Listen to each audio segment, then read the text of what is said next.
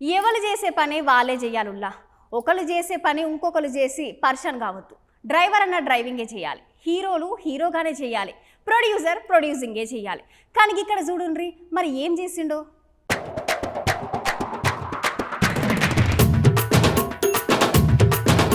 అగో ఒక్కసారి అటు చూసిర్రా, అక్కడ మైక్ పట్టుకొని రిపోర్టింగ్ చేస్తున్నది ఎవరో ఎరికేనా? గుర్తు పట్టిర్రా, మన సినిమా నిర్మాత దిల్ రాజు సారు. అవునోళ్ళా గాసారే సారేంది, సినిమాలకు పైసలు పెట్టే నిర్మాత కదా, మరి టీవీ రిపోర్టర్ ఎప్పుడైనా అనుకుంటుర్రా? అది నిజం రిపోర్టింగ్ కాదులే, ఉత్తుత రిపోర్టింగే. ఉత్తుత రిపోర్టింగ్ ఏందని అనుకుంటుర్రా? అసలు ముచ్చట ఏందంటే మన దిల్ రాజు సార్ పైసలు పెట్టి తీసిన సినిమా నిన్న జనాలకి విడుదల అయ్యిందంట. అయితే ఈ మధ్య రిపోర్టర్లు మంచిగా రివ్యూలు చేస్తలేరు అనుకున్నాడేమో, లేకపోతే నేను ఒకసారి టీవీ రిపోర్టర్ అయితే ఎట్లా ఉంటది అనుకున్నాడేమో. దిల్ రాజు సారే ఇక డైరెక్ట్ గా సినిమా టాకీస్ లకు పోయి గట్ల మైకు పట్టుకొని జనాలను మా సినిమా ఎట్లుంది అని అందరిని అడిగిండంట.